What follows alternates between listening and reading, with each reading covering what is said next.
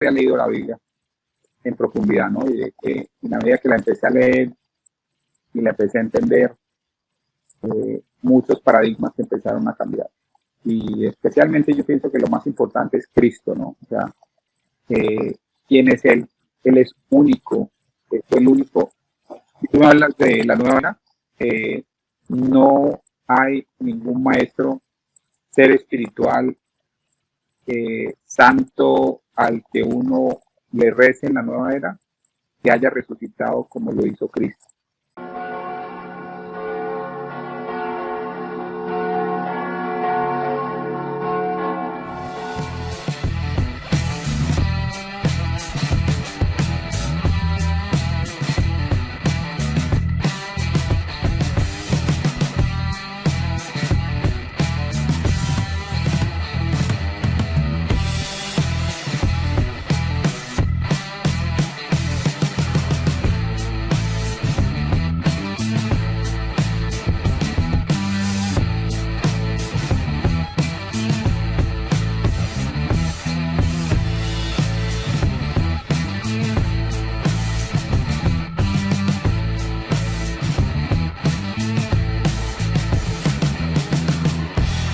Una cosa es lo que dicen, pero lo que hacen no es, digamos, vimos tantas actitudes crueles que dijimos, bueno, pero aquí dicen que esto es lo más avanzado del mundo, pero toda esta crueldad, ¿no? Toda esta forma de tratar a la gente, eh, como que no hacía sentido, y bueno, algunas prácticas empezaron a degenerarse cada vez más.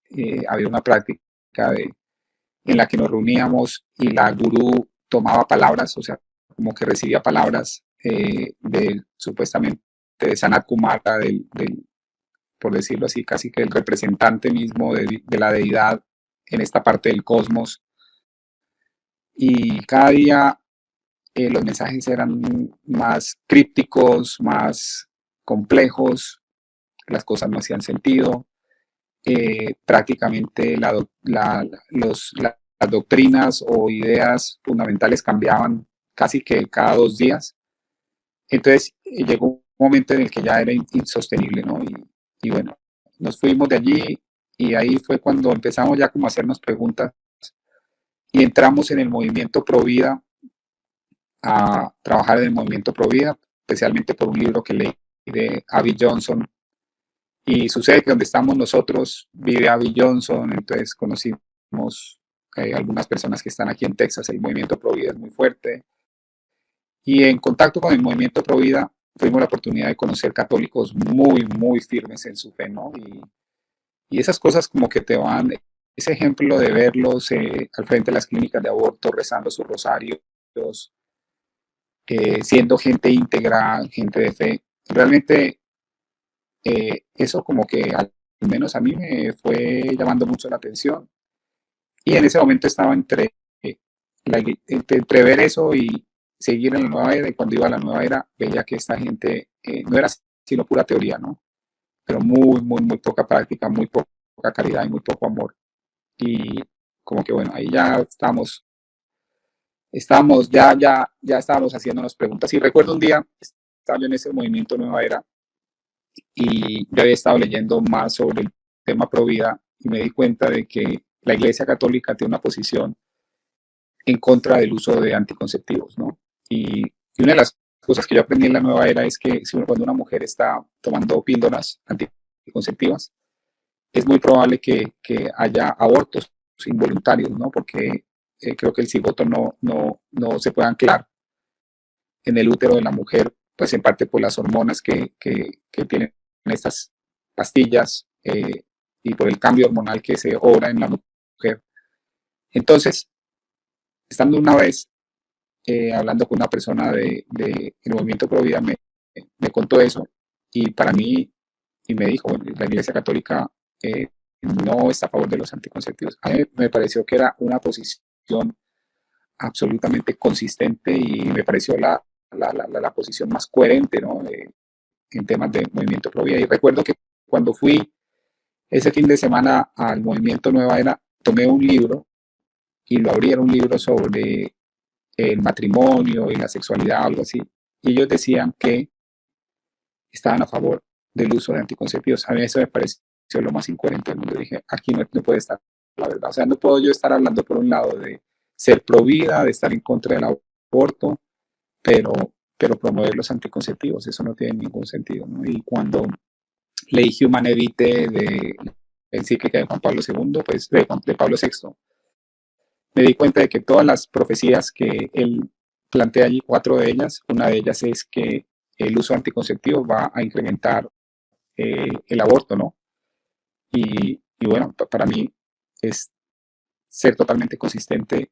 Si estamos en contra del aborto, tenemos que estar en contra del uso de anticonceptivos, porque las dos cosas se alimentan la una a otra, eso está demostrado, o sea, eso es un hecho que está demostrado por científicos sociales y economistas, ¿no? Pero el punto es que ese tipo de cosas, esa inconsistencia, para mí ya fue una inconsistencia que de plano he hecho abajo el andamiaje de la nueva era. Ya dije, esto definitivamente es falso. O sea que ahí básicamente estoy viendo que esa evolución del ser, en contraposición a lo que parecía que la Iglesia Católica se había estancado, digamos que de cierta manera se te voltearon entonces ahí los papeles, porque entonces el que se estaba quedando realmente estancado era la nueva era y era la Iglesia Católica, quien entonces era como un proceso de darle más valor al ser como tal, que se estaba antes perdiendo. Sí, o sea, básicamente lo que descubrí es que la nueva era todo un castillo de naipes, ¿no? O sea, de que no había consistencia y obviamente yo ya había visto ciertas inconsistencias en la teología, pero las había guardado y dije, bueno, debe ser que no lo entiendo, debe ser que no tengo aún la habilidad para percibir estas incongruencias. Pero cuando llega un momento en que se van acumulando y cuando ve uno una posición tan coherente como aquella de la Iglesia Católica, pues por supuesto me llamó mucho la atención y empecé a darme cuenta de que nunca había leído la Biblia en profundidad, ¿no? Y de que en la medida que la empecé a leer y la empecé a entender, muchos paradigmas empezaron a cambiar. Y especialmente yo pienso que lo más importante es Cristo, ¿no? O sea, ¿quién es Él? Él es único, es el único. Si tú me hablas de la nueva era, no hay ningún maestro, ser espiritual, santo, al que uno le rece en la nueva era, que haya resucitado como lo hizo Cristo. Que su vida y su muerte haya sido profetizada siglos antes y que sea capaz de prometernos a nosotros el perdón de los pecados y la resurrección de los muertos, ¿no? Entonces, como dice en Gálatas 1:8, si alguien viene con un evangelio distinto de que si sea un ángel del cielo, anatema sea. Y yo creo que el evangelio de la nueva era no es congruente con Cristo ni con su enseñanza. Porque, entre otras cosas, la nueva era cree en la reencarnación, ciclos de reencarnación hasta que logramos el samsara. Y eso, si alguien cree en la reencarnación, como lo decía ayer en un programa, si alguien cree en la reencarnación, no se puede llamar católico. Eso sería una vergüenza decir que es católico. Por una razón muy sencilla, ¿no? Porque si uno cree en la reencarnación, uno cree que el sacrificio de Cristo en la cruz no fue suficiente para lidiar con todos nuestros pecados. Eso es algo que es, digamos, es algo que es fundamental y esencial para entender la misión de Cristo. Él viene, Él es el Cordero de Dios que quita el pecado del mundo. Entonces, si yo estoy pensando que Él es que soy cristiano, pero al mismo tiempo creo que necesito hacer obras, buenas obras, durante 5, 10, 20 rondas de vida, entonces, pues, decir que creo en Cristo es un saludo a la bandera, ¿no? Porque realmente no estoy creyendo. Es decir, que se te hizo fácil desapegarte de la creencia en la reencarnación debido a una honestidad intelectual, es decir, o sea, empezaste a leer las escrituras, empezaste a ser católicos que realmente eran consecuentes con su fe, católicos bien formados, el movimiento pro vida, o sea, empezaste a ver la consistencia y la coherencia de lo que es la fe católica. ¿Se te hizo fácil abandonar esa creencia de la reencarnación o fue de pronto un paso complejo en ese proceso? No, yo creo que cuando uno empieza a ver esa coherencia, hay algunos temas de la reencarnación que son incoherentes, ¿no? Entre esos, la idea de que, o sea, ¿cuántas vidas tengo que vivir para ser liberado de las rondas de la reencarnación, ¿no? Que esa es una pregunta que nadie en la nueva era te va a poder resolver, ¿no? De ¿cuántas vidas tengo yo que vivir? ¿Cuál es mi karma el día de hoy? Entonces te van a echar una cantidad de cuentos, pero nadie te va a responder eso. Y eso es una cosa que causa tremenda insatisfacción o preocupación a muchas personas que están en la nueva era. ¿Cuál es mi karma? Entonces, o también, bueno, de pronto tengo un karma muy grande y de pronto me va a pasar una cosa muy mala. Uno no puede tener paz así, ¿no? Entonces, pero para mí era un tema de consistencia, ¿no? Habían algunas cosas me parecen coherentes de la reencarnación, por ejemplo, el hecho de que cuando nosotros vemos las injusticias en el mundo, parecía hacer mucho más sentido el modelo de la reencarnación, de forma que aquellos que tienen unas vidas muy difíciles, digamos, muy llenas de problemas, de dificultades, de adversidades, como que hacía más sentido que ese fuera el resultado del karma de vidas pasadas. Digamos que en ese sentido, la reencarnación tenía un modelo que al menos para ese tipo de cosas parecía hacer sentido, pero hay otras cosas que no hacían sentido. Y para mí, digamos, desde el punto de vista católico, yo no puedo explicar aún por qué algunas personas tienen vidas más fáciles que otras, ¿cierto? Pareciera que hay una injusticia en ese sentido. Yo creo que en el catolicismo, Santo Tomás dice, por ejemplo, que hay unas personas que pueden recibir más gracias que otras, y que eso es un misterio, nosotros no entendemos eso cómo funciona. Entonces, ese es un poquito el tema que hace que la idea de la resurrección y de vivir una sola vez, de tomar cuerpo como un alma que no tiene preexistencia, sino que Dios la crea en el momento de la gestación. Y tener esa, digamos, esa idea de que puedo tener la suerte de tener una vida muy fácil o puedo tener la falta de suerte de tener una vida muy difícil, ¿no? Entonces, quizás ese elemento pienso que lo podía procesar mejor a través de la reencarnación, pero de nuevo hay elementos de la reencarnación que terminan no haciendo mucho sentido. O sea, ¿qué sentido tiene que yo en esta vida pague algo que sucedió hace 20.000 años?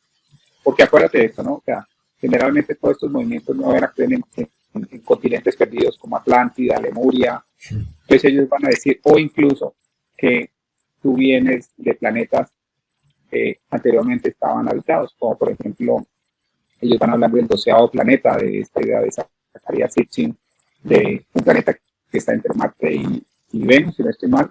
Ese cinturón de asteroides es, digamos, prueba de que hay un planeta. Entonces ellos te van a decir que ese planeta estaba habitado y que muchas de esas almas que no pudieron seguir en ese planeta vinieron a encarnar a la Tierra. Entonces, bueno, ¿quiere eso decir que yo voy a tener que pagar un karma que cometí hace 200.000 años? ¿Me explico? Entonces, son cosas un poquito incoherentes en el tema de la reencarnación. Así que tampoco es que resuelva todas las inquietudes, ¿no? Y ya cuando uno empieza a ver que lo que la Biblia enseña, lo que Cristo enseña, y sobre todo la forma en que la nueva era te vende el tema de la reencarnación y los soportes, yo pienso que no hay mucho allí, ¿no? Y ya cuando uno empieza a ver de nuevo que el castillo de naipes empieza a caer solito. Excelente, mi hermano. O sea, básicamente, dato mata relato. Nosotros con la Iglesia Católica podemos tranquilamente compatibilizar ciencia, filosofía y teología de una manera consistente. Creo que la nueva era, ahí es donde, como vos decís, este castillo de naipes se cae en el momento en el que vamos a buscar los datos, la evidencia, la fuente. solo es el relato y pareja. Es sencillo. Pregúntale a una persona nueva era que de dónde saca la certeza de que la reencarnación existe.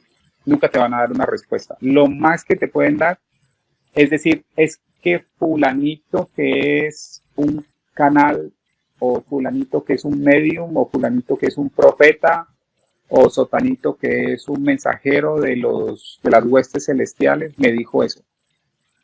No, yo tengo el testimonio de Cristo, es un testimonio histórico, es algo real, hubo unas profecías, hubo todos unos elementos históricos, es la palabra de Dios inspirada. No hay, o sea, yo ahora he tenido algunas conversaciones, no muchas, con hermanos que son de la nueva era, y pues yo soy un apologeta católico, ¿no? Y creo que hay veces hacer apologética católica discutiendo con protestantes y son digamos, unos diálogos complejos y difíciles y retadores, y hay argumentos de ida y vuelta. Una conversación con una persona nueva era no dura 3 minutos porque no tienen nada, no hay ninguna base. Un protestante tiene la Biblia, que es la palabra inspirada de Dios. Entonces un protestante puede anclarse. Una persona en la nueva era no tiene nada, son puras especulaciones, te venden puro humo. Y bueno, es fácil verlo ahora, ¿no? Pero era difícil verlo cuando estaba allí, porque uno lo que pensaba era que después de entender los milagros, después de escuchar los mensajes de estos mensajeros y de estos maestros, que la gente iba a convencerse de que ese realmente era el camino, cosa que no necesariamente pasa. Lo que la gente toma es que empieza a llenarse de una cantidad de tomar cosas de la nueva era poquito a poco y de tratar de integrarlo a su catolicismo, pero obviamente esas son dos cosas que no son compatibles, ¿no? Bueno, mi hermano, yo creo que entonces, como por hacer una síntesis o un resumen de qué fue lo que te acercó nuevamente a la fe católica, podríamos decir entonces que fue inicialmente conocer la consistencia de un buen ejemplo católico en el movimiento pro vida, leer las escrituras y en síntesis una coherencia intelectual que realmente hace que cuando uno ve la verdad ante sus ojos, no la rechaza. Y eso, como lo he notado yo en la gran mayoría de testimonios que uno ve, siempre que hay un paso con humildad, es donde Dios permite la conversión. Cuando hay un paso en la humildad, y casi siempre esa humildad es aceptar, estoy equivocado. Es el conocer a Cristo, ¿no? Porque en la nueva era te dan un Cristo distorsionado, ¿no? Entonces cuando uno llega a la Biblia y cuando uno lo entiende desde el punto de vista católico, es un Cristo completamente distinto. Entonces el verdadero Cristo es Dios mismo.